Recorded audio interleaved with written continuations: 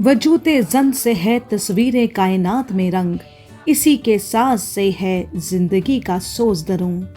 पंचायतों को सौंपे गए 29 कामों में महिलाओं और बच्चों का विकास भी शामिल है। लोकल लेवल पर महिलाओं के लिए 50% सीटें आरक्षित यानी रिजर्व्ड हैं। इलेक्शन से अब हम मजबूत हो गए हैं। अब पूरी आशा है कि हमारा सारा गांव जो है वो विकास करेंगे। औरतों को मर्दों के बराबर के अधिकार देने के लिए सरकार ने कई कानून बनाए हैं, जिन्होंने उनके जीवन को काफी हद तक बदल दिया है और सेल्फ हेल्प ग्रुप्स उनके लिए गेम चेंजर साबित हुए हैं। ऐसे बदलाव हुए हैं जिन्होंने उनकी सोशल और इकोनॉमिक जिंदगी को बदल दिया है, जिसकी वजह से समाज में उनका दर्जा भी बढ़ा है।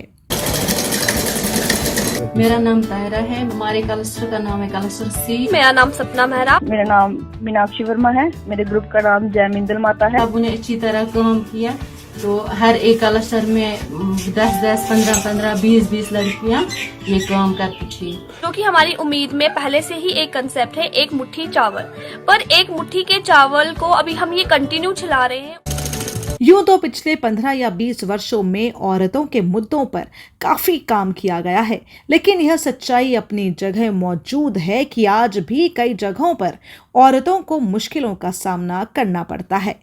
आज भी औरतों को बराबरी नहीं दी गई है, जिसे इंग्लिश में जेंडर इनइक्वालिटी कहा जाता है। इसका मतलब है कि दुनिया की आधी आबादी को विकास से दूर रखा जा रहा है। उन्हें एजुकेशन से लेकर रोजगार तक हर क्षेत्र में मर्दों से कम समझा जाता है।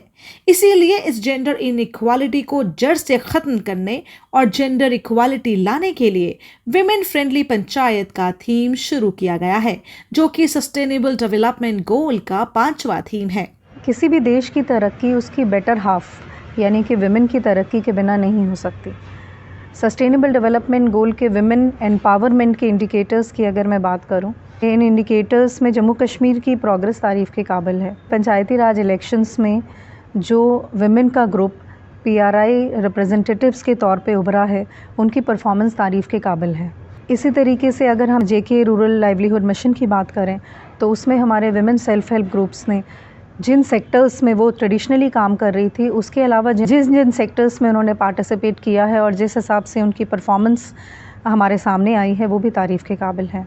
देखिए, जेंडर इक्वलिटी को हमने मेंटेन इस तरीके से किया है, जो हमारी माताएं या बहनें जो इतना पढ़ी लिखी नहीं हैं, उनको हमने अपने घर वालों के साथ एग्रीकल्चर, हार्टिकल्चर इन कामों के साथ जोड़ा हुआ है, जिससे उनकी एक तो फिजिकल फिटनेस रहती है, दूसरा मेंटली बिजी रहते हैं, तीसरा इकोनॉमिकल ग्रोथ होता है। ये हो गया एक सेक्शन। दूसरा सेक्शन हमारी जो लड़कियां हैं, बहनें हैं, उनको एनआरएलएम ग्रुप्स में हमने एंगेज किया है।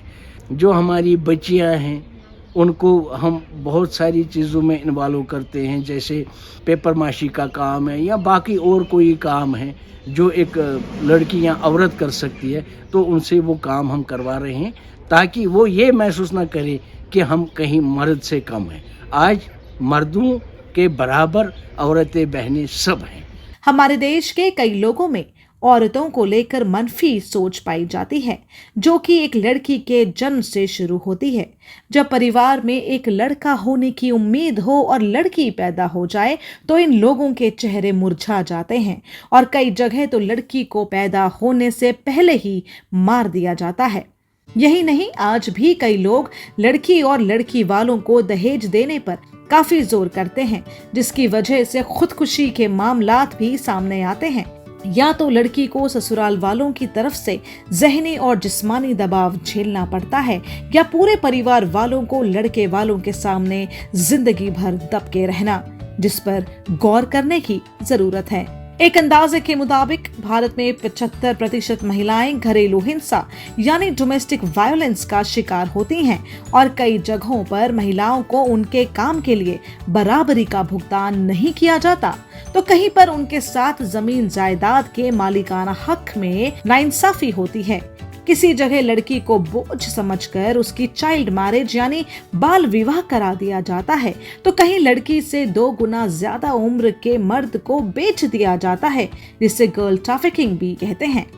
इसीलिए महिलाओं को उनका सही दर्जा और बराबरी का हक देने के लिए आज ग्राम पंचायतों में सुधार करके महिलाओं और लड़कियों के health, cleanliness, sanitation, nutrition, education, legal awareness, domestic violence के बारे में औरतों को अवेयर किया जा रहा है और ऐसा माहौल तैयार किया जा रहा है जहां वे आत्मनिर्भर बन सकें, उनका हौसला भी बढ़े। और इसी क्रम में सरकार महिलाओं के विकास के लिए बहुत कुछ कर रही है।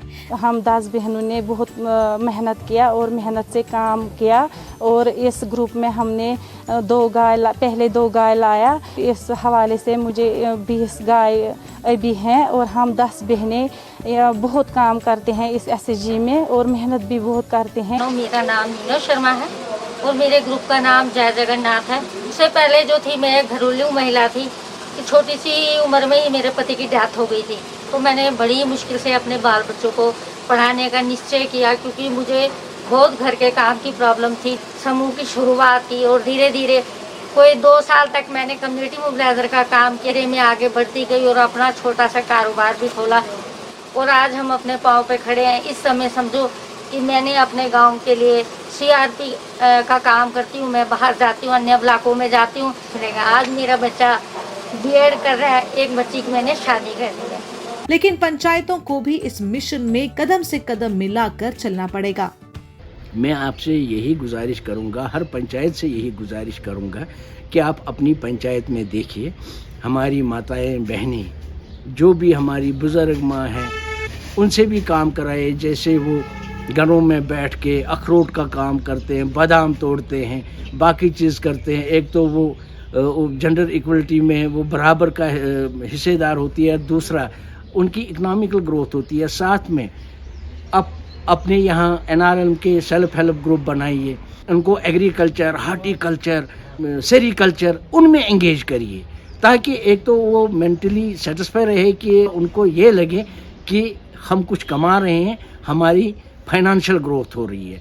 अगर कोई बच्ची हमारी पढ़ी लिखी है वो ट्यूशन पढ़ा सकती है, क्योंकि कहते हैं एक लड़के को पढ़ाया तो एक इंसान को पढ़ाया, अगर आपने एक लड़की को पढ़ाया तो आपने एक पूरे ख़ानदान को पढ़ाया।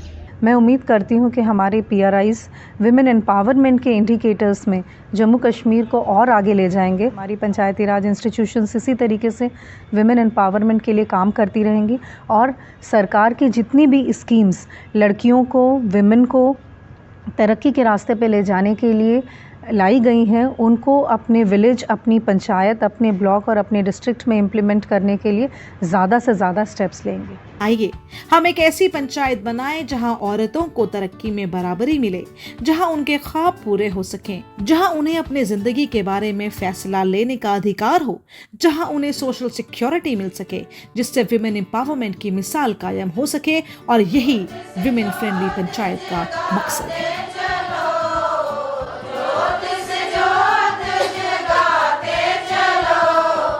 मुझे पुरुष के बराबर हक दिलाने की बातें चल रही है ना जाने कब से, पर एक बात मैं कहना चाहती हूँ आप सब से, ज़माना खराब है यह कहकर ना जाने कितने प्रतिबंध लगे हैं मुझ पर अब तक। रात के अंधेरे में भी जब चल सकूंगी मैं बेखौफ, समानता तो तभी होगी जब नहीं सताएगा मुझे कोई खौफ।